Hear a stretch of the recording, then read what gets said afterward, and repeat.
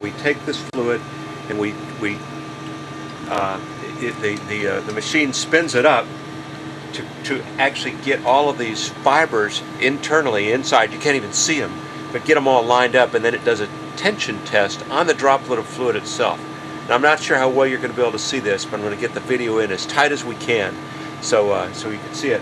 And this experiment has a lot of, I don't understand the details of where it's going, but I've been told that it has a lot of uses in the petrochemical and the plastics industries as part of the processes and process control.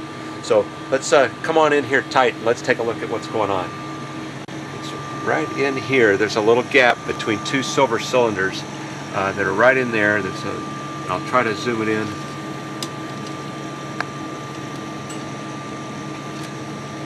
There's the little gap of fluid right there in between those two cylinders. And we'll see if we can see this thing when it's going.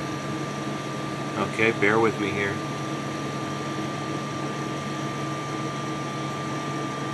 Now, my interface to the experiment is this. It's quite an old-looking interface right here, where I can control it. It's fluid module number 32, test point number 14, and it gives us some of the parameters here. So let's get ready to run. Oh, I see the zero force has changed a little bit, so I'm going to adjust that because that's supposed to be closer to zero. There we go. Now you'll see it spinning, and then it's going to stretch. When it stretches, it's measuring the tension on that strand of fluid in here. It's really different. Let's go.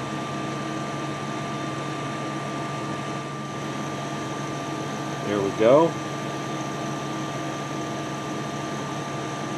Moves fairly rapidly to the left when it starts to stretch it.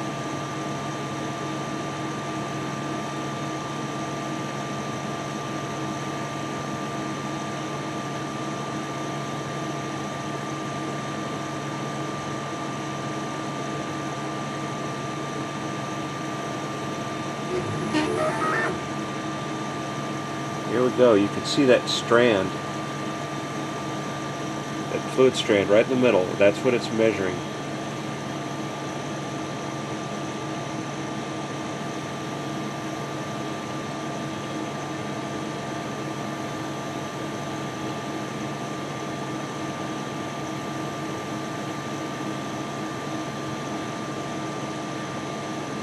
Looks like it's about to fail. There's still a tiny little thread.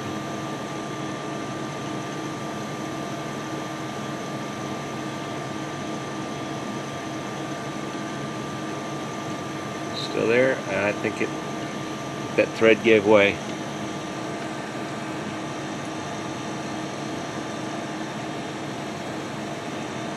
If it didn't give way, it's too fine for my eyes to see. You see over here, I know the reflections are kind of killer. The carriage moved all the way to the left over there.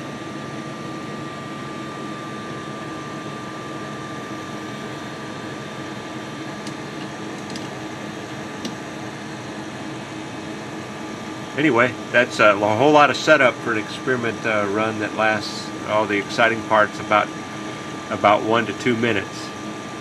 But we'll let it settle out. It's actually still continuing to measure and continuing to run. And once that's complete, then it'll be time to get in there and put this back together. Because this is a fluid, it's not a hazardous substance, but it's certainly something we don't want loose in the cabin. So it's a little bit fussy to as we get this, the little containment vessel put all back together to get that little dollop of fluid all secured with a couple of layers inside. Hey, as experiments go, that's about as exciting as it gets. It's actually pretty cool because we get to interface with this one. You know, some of them we set them up and we close it up and then we turn it on, and all of the fun's taking place, you know, inside the rack, inside the experiment, and we don't get to see it. What I really like about this one is it's hands-on, and we get to see the actual experiment as it's taking place. Now, the researchers that are really doing the work on this, they see a lot more than we do. They'll understand a lot more than we do.